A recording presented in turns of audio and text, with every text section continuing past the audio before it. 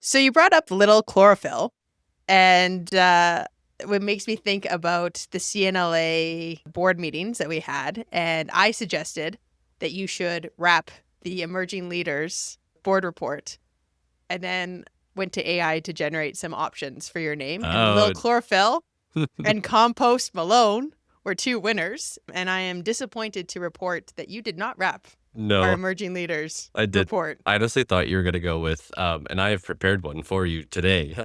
And then sent it to me. Can you imagine? Brick it, and then just like start going, yeah,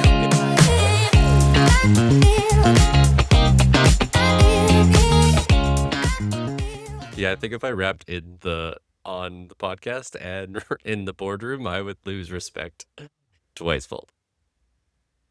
our budget just cut because they're like the youth. No, this can't be what the youth is bringing. No, this can't be. I know. I'm sure I disappointed the two people that knew about it, but maybe one day. I was ready. I would have been your backup dancer. Not saying that I have good dancing skills. I only did jazz dance for 5 years as a munchkin, but I would have given the enthusiasm to this presentation. Yeah, I would have struggled through it hard.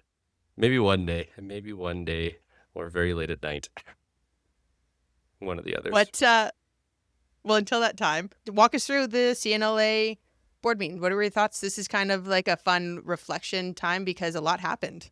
Yeah, it was a super quick trip. We kind of had a 3-day turnaround, and 2 of the days were travel days. So we only had the 1 day of full events. But yeah, this was the first one with the business awards, and also our proud leadership forum for the emerging leaders. So yeah, that was really neat to have those included in that. And for all those who I haven't bragged about too, Brea was one of the keynote speakers. I like saying that a lot. I took a picture and sent it to, and I was like, I'm the big picture. And the response was, yeah, Brea, that usually happens when you're the keynote. And I was like, all right, well. They did not get what you're going for. You were really going for please be proud of me. Well, yeah. And I was like, it was a real honor to be asked and to be trusted doing that because CNLA has really high expectations for industry. Good reason. And I think absolutely, right? And you see the projects that they put on and the quality of their execution. And so you wanted to do them proud and to do them right. So it was a very humbling experience to be even asked and to get to do that and see the industry together. Like we do a lot of things in the province of Alberta and you get to know people there. And then when you do a CNLA event, you're like, holy smokes, there's this whole other part of the industry that we don't connect with. And what a cool opportunity to have that opportunity for connection. I know. I'm really excited to watch the recording. I got to bug Sarah about that actually, because I was unfortunately stuck in board meetings for your portion of that. So I'm really looking forward and sad to have missed it because, like you said, everyone I talked to said he did an amazing job. So, well, thank you.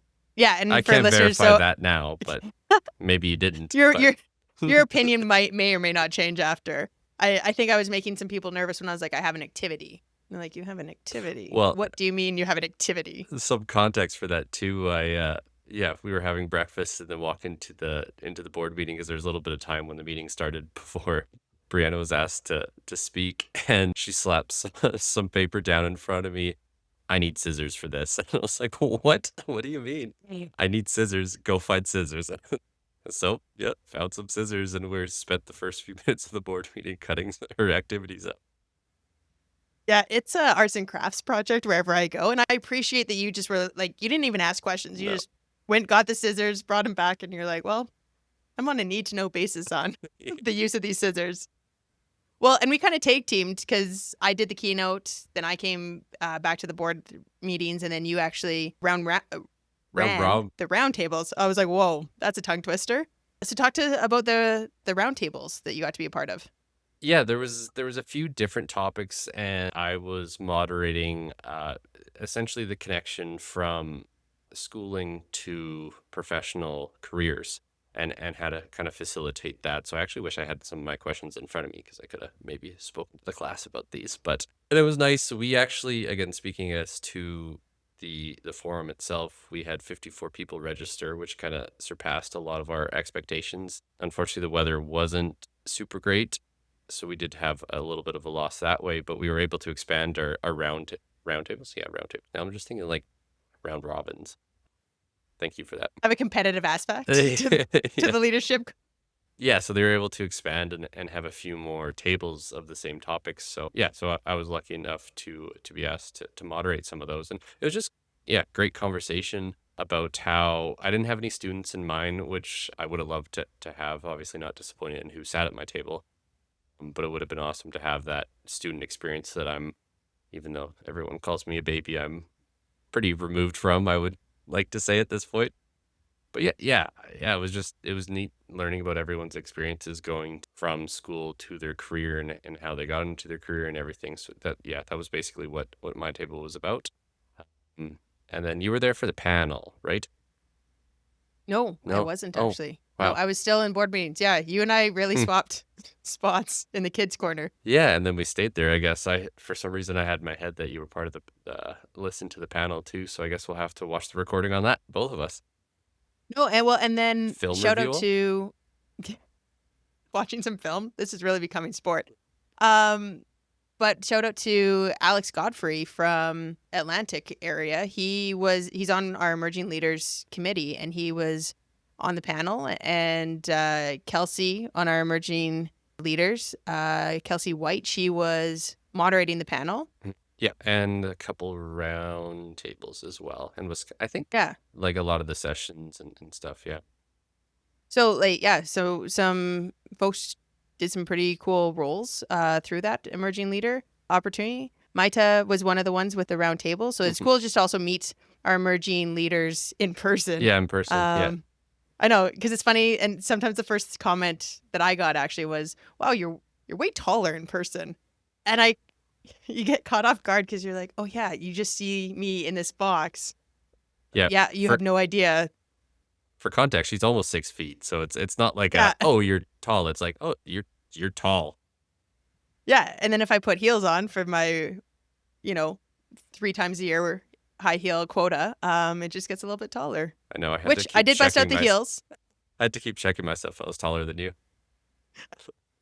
Well, you got to bust out your bow tie. I got to bust out my heels, and we had the awards night after that leadership forum, and that was really cool to see the first business leadership awards that Mhm. CNLA's ever put together. Yeah, people in our industry are aware of the more traditional awards that the provincial associations put on, and then CNLA does as well, recognizing construction, maintenance, and design. I guess would be a large what's the word I'm looking for? Just I guess a comprehension of those awards. But these ones, yeah, we're trying to recognize more of the business and the leadership behind it.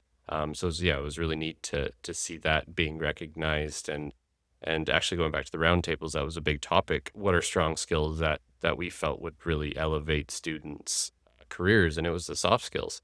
It wasn't necessarily knowing how to plant a tree. You know, it's harder than it may seem, and we seem to struggle with that, you know, proficiency all the time. But yeah, just having that ability to lead, to understand people, have empathy, and to connect again is more important because those are a lot harder to teach because A, the teacher has to have them, and B, it's not a hard skill that you can see the progress of. It's a lot more wrong word, but loop-de-doop-de. I'm gonna go with. And that's a technical term, you've heard it there, listeners. Yeah. But it is like, and that was actually like when we were talking about what I was gonna do my keynote on.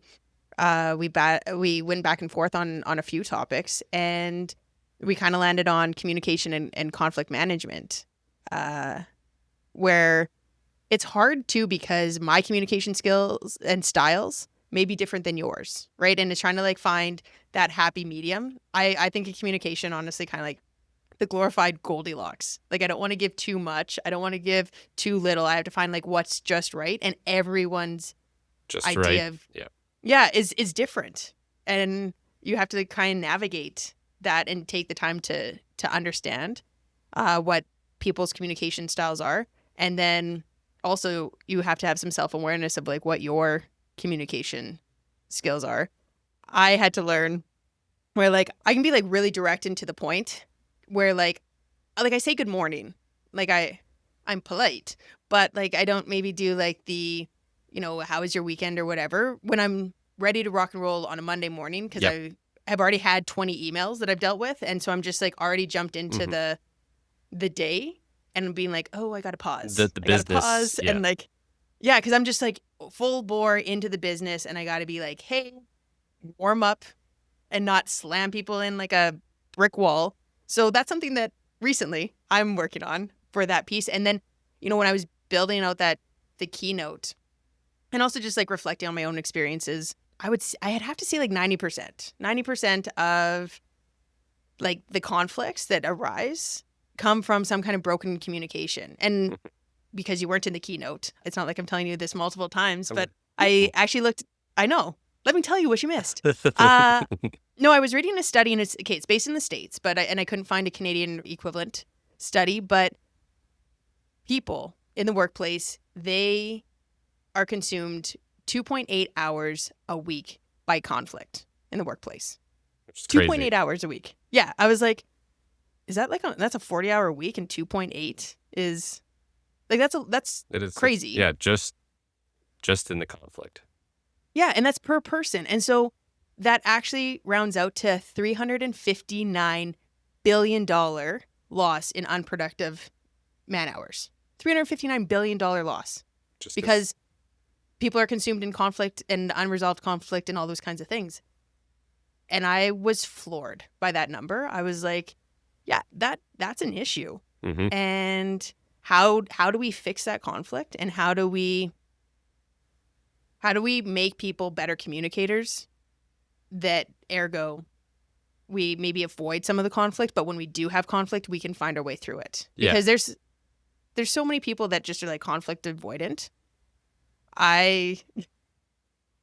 That's funny that you are, because I'm like, no, like let's hash this out. Like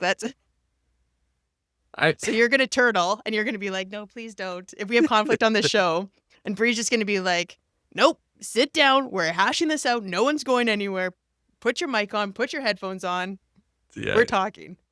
I would like to say it's a little bit more situational for me, but I would say for a large part of it, it's definitely avoidance for sure.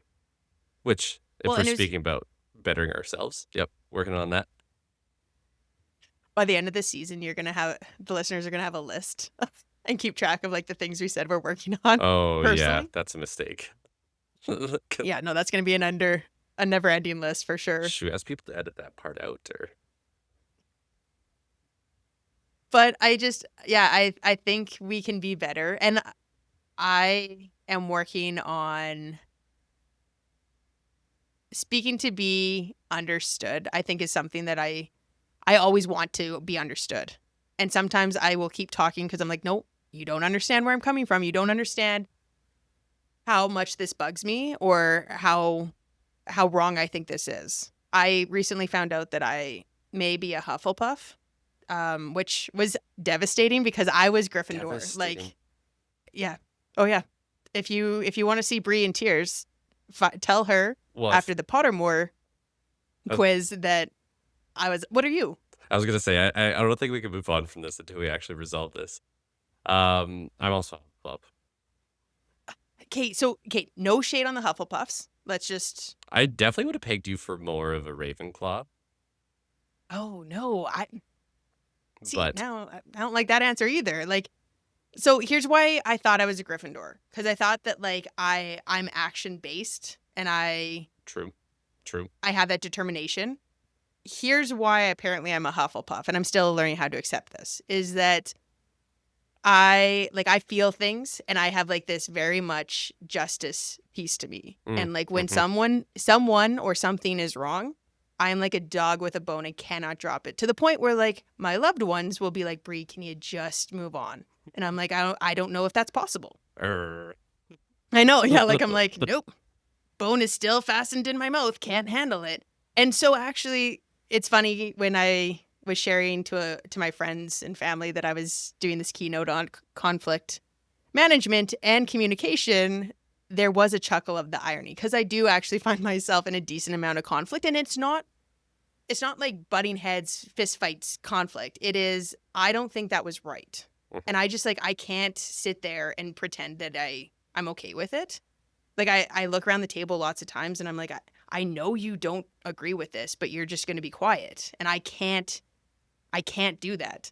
And so I do, because of that, I think I've had to work on my communication skills and also like how to handle conflict and looking at like, does this actually matter? Is this the hill to die on? Because if you asked younger Brie, every hill, Brie was out there with her Gryffindor sword, ready to like battle it out. And now I'm like, I can't. I was just gonna say, what's Hufflepuff's? I can't even remember now. It's not a sword, obviously, but After listening to 17 Hours of Harry Potter on a recent road trip with my parents, I also couldn't tell you because it's basically a story about Gryffindor and Slytherin, and then definitely Hufflepuff and Ravenclaw are secondary houses. But even we're totally going different directions. So apologies for this, everyone. We're gonna briefly go back to our board meeting discussion after the fact, but the Ravenclaw had the chalice or whatever, right? That was one of the Horcruxes. And I cannot tell you what Helga Hufflepuff had for a diadem. Was it diadem? Was it like the necklace? I don't know. Anyways. I feel like a really bad Potterhead right now because I'm like, couldn't tell you. And I also probably didn't care as much because I identified as a Gryffindor. True. But, and maybe that's what I should have done. If CNLA ever wants me to do another activity, it is going to be sorting everybody in their houses. Hats. Yeah. Right? You could have a whole sorting. Yeah, you could finally I'm never gonna get asked again. You could finally have your costume. And I would have enough costumes for every day of the board meeting, just ready to rotate through. But to bring it full circle, I think when you realize how much and how important communication is to, I guess, deal with conflict and to even, I don't want to say avoid because that's not the purpose, but like if you have good communication skills, you can avoid having some unnecessary conflict. Like save the conflict for the necessary pieces, right? Where you're like, oh, I actually like opposing have a different views, perspective. Totally. Yeah. And you're not getting and lost in how it was presented to a person. Yeah, like you're not getting into like the nitty gritty, like, oh, did you over communicate, under communicate? Was there like, did I make assumptions? Did I misinterpret something? Like, no, you were a solid communicator, and now we actually just have different perspectives. And when you have good communication skills, like even building this show, right? Like, think about things how we have different ideas with you, myself, and Sarah, and it's all been like incredibly respectful.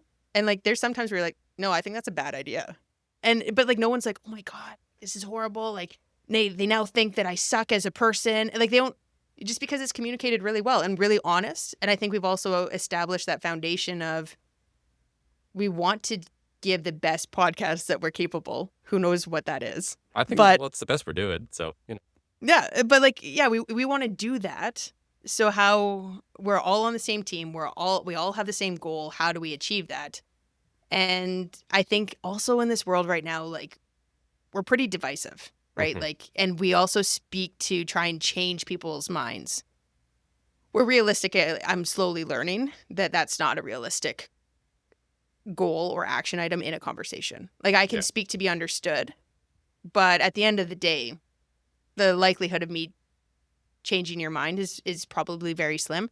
So my goal needs to be like, hey, I actually just want to give you my perspective and maybe give you a different perspective than you have had the opportunity to have. And that's all I can ask for. And I think if this is like a global piece of we approached conflict that way, I think we would have a lot more productive conversations because right now there's a lot of headbutting and social media doesn't help with that piece. Not a good communicator. You don't think you're a good communicator? Well, no, sorry. Oh, social media. Social media, but let's just call me out now, I guess. But yeah, I was like, I think I've communicated well with you. That's what I was like. Excuse me? Yeah, no, social media is, and it doesn't help that. Let's hash out this conflict right now. Sorry, I am not speaking and giving you a chance. I'm just like, what? There's judgment. Outing it out to all the listeners right now. Let's just air it out now. Yeah. Well, and I also think like with social media and whether it's or email or texting, like all those things that you Mm. don't see face to face, right? Like you kind of have that like keyboard warrior, and when you have to own your voice and what you have to say, I think you maybe change your tune a little bit when you're like, nope, Yeah. this is what Brie Beck feels and thinks, and I'm gonna own these words that come out of my mouth or these ideas that come through my fingers. Like I need to own that, and Yeah, and you can yeah, watch it I think that's important. impact the other person at the same time too. You're not just you're saying something because that may be how you honestly feel, but you're not getting that other empathy and connection from it because it's leaving your hand. And regardless of what they say back, like you can argue on how you react to a message, but you're still not getting that visual connection of that person seeing your words hit them. Exactly, and it's interesting because I think it was on another podcast. I listened to a few, trying to get inspiration for our podcast, but they actually talked about text messages and where the pitfalls are for that as a means of communication. Because you read the text message in the mood that you are currently in. Hmm. And I was like, huh, yep, I do. So like you can have something pretty innocent, but when you read it in the tone and the mood that you are presently in, all of a sudden you're like, oh my gosh, that was harsh, that was judgmental, yada yada yada.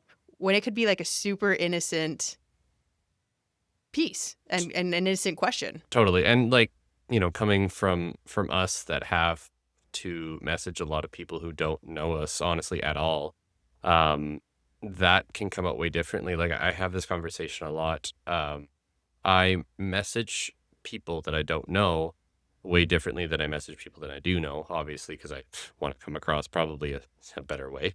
Um, but More even formal, right? yeah, Yeah. well, yeah, exactly. Professional or however you wanna say it, but I do use a lot more proper pronunciation, or I'll have a lot more periods in my sentences because sometimes I'm just like either listing instructions and I'm just getting it getting it out, and then sometimes I'll like message my wife that way, and she's like, "Why are you mad?" And I was like, "What? What do you mean? I'm just messaging."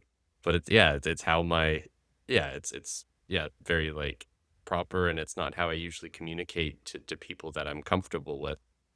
So yeah, it's total pitfalls of, and it's so easy to do. And I again, I message to get that instruction or thought across, and I don't think about how I'm saying it. And then yeah, someone says to me, be like, yeah, it was way way out of context, and I was like, oh, I honestly sent it right before I stepped into a meeting. So sorry. Yeah, like when you're especially in the busy season, right? Like Hmm. where it feels like there's just never enough time and space. And so you're being super concise because you're like, I got to move on, or like I got to step into a meeting or something. And so it's just bullet points and there's no fluff to it. No, no, I'm not I, a naturally fluffy I person. interesting self-awareness on that. I'm not naturally like warm and Fluffy? fuzzy and fluffy. Yeah, no, not fluffy. So I actually have to write the email twice. Mm, So I write the email, especially like if it's someone like in a professional setting or someone that I don't know. yep. Like I'll write like what I need, and then I'm like, "Hey, I hope you had a great weekend" or whatever. Like then I Add put the the fluff warm in pieces it. after because I'm like, "Okay, that was like way too direct a piece." So yeah, to your point that you have to think about how that other person's going to Oh, totally. receive Yeah. that. And I guess kind of going back to what you're saying about like trying to balance everything in the busy season, we actually haven't talked about yet the actual leadership summit too. We've talked about like the emerging leader forum and the awards and the board meeting and stuff. But yeah, there was actually that other piece of the leadership summit too, and we had the wonderful opportunity for three speakers, and actually two of them were focused on mental health. I don't know. I thought it was fantastic. Like I don't think it's talked about in a real world application enough. It's either super heavy, or it's talked about when it's at the point of breaking, or you don't talk about it. So I always am, I'm a huge advocate, and I love talking about it normally, and I think it was great that it was brought to a room of business owners and board members. That's I would probably maybe go out on a bit of a limb, but it's not part of everyday conversation for a lot of people. I mean, it's really not for me either, I guess, to speak from my perspective. But yeah, I thought it was so great that we had a whole summit kind of surrounding these ideas. I thought the recovering farmer, Hmm. he talked about, I guess, the challenges that you experience in such a seasonal agricultural kind of business, and how it impacted him and how he thought he was handling it really well. And, when he talks to his family, he's very honest that they're like, nope, you were not hiding that. That was a that was a big sign, and you could see it. Like, it was a neon sign. And, just the importance of making sure you're checking in with each other. And we hear all those messages all the time, but it's one of those things, like, are we hearing the messages and doing something, or are we just like, yeah, I know. Kind of like that teenager going out the door being told to wear a winter jacket and like, yeah, I got it. Yeah.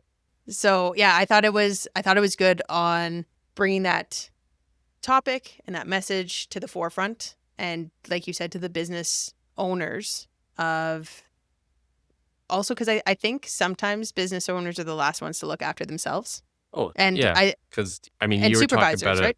before, like, and it sounds like we're pretty similar in that way. Like when you get to your work, or like for me at least, I as soon as I wake up in the morning and start driving, like that's my mode, I guess, for lack of a better word. And I don't think about everything else. I'm just like you said, like when I come into the office and I need to have conversations with people, I'm not asking them how they are, and I don't ask myself how I'm doing. I'm just, okay, checklist, done, move on. Here's your instructions. Okay, on to the next one. Well, and I'm very much like that. And when I get frustrated, like, I think I keep it in, and then I'm that explode. Like, Mm-hmm. that that eventually I hit my limit. And again, I think I'm just going to be a constant work in progress. Like, I don't think I'm ever going to be a final product at all, and I That's don't think anyone is going to be. no, that's humans. But I think it is important that the people in those roles of either owners, operators, CEOs, those kind of things, that they also have that opportunity to check in with how they're doing. Hmm. Because lots of times, either if you're seeing, hey, like, I need to work on that piece for my folks, you don't necessarily be like, hey, I need to work on that piece for myself, to be like, hey, Yeah, where are you at yeah. with your patience and, your balance and all those kinds of things. When you're so forward focused, it's hard to, like what we were, I don't know, in the last episode with Shanna there, when we were talking about connection and slowing down and forcing that. Like you don't do that with yourself ever, because it's so go go go, and you're not thinking about that. You're not giving yourself space even to connect with yourself, which sounds weird, but But I think it's honestly, it's true of where we're at currently mhm. as a society. So we have to work a little harder, I think, to make that a reality in our own lives. Yeah, definitely. And big, totally different direction, but big shout out to the Hockley Valley Resort for hosting us. I thought it was food was good, beds were good, slept good, everyone took care of us. I thought all the staff was also really friendly, and really receptive to whatever we needed. The boardroom spaces were awesome. And how many times have you been to a place where you can go skiing, go to a winery, and also stay at a like conference and all within the same like kilometer of each other? Like I thought that was like yeah, not Alberta. Oh, and it's awesome that you felt like you were kind of like secluded enough that you could just be present Hmm. for the board meetings. And I know that everyone has things going on with their personal life or their professional life. And so yeah, like, people are still connected, but just even that setting of, hey, I'm just a little bit removed from like the hustle and bustle. And so I can just be present here and focus and like connect with people. Uh because yeah, it's not like people are like, oh, they're walking down the street to go get a coffee or Yeah, to a restaurant. You're kind of in that same space. So you get to connect with a lot of people and hear their stories and see where their passions are, which I really enjoyed, I guess, like the informal moments yeah. of getting to connect.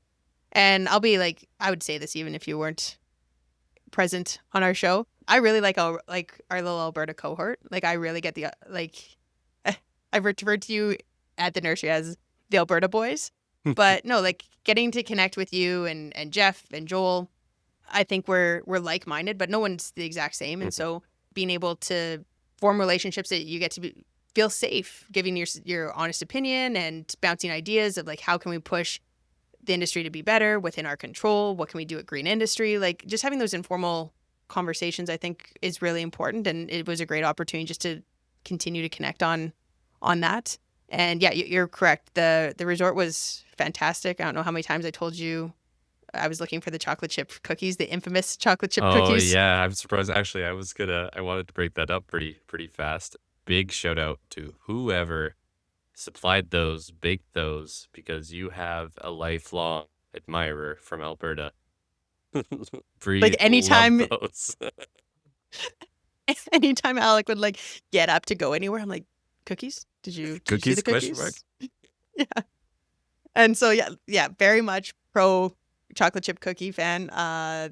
Whatever they put in them was fantastic, and just the opportunity to have a seat at the table, I think is incredible. Like, we joke that we're like the kids' corner because we are just the two like little youth over here, and to hear the work that CNLA is doing and how they're trying to always keep pushing the industry forward and learning from what's happened in the past and making sure that they're looking out for the best interest of members.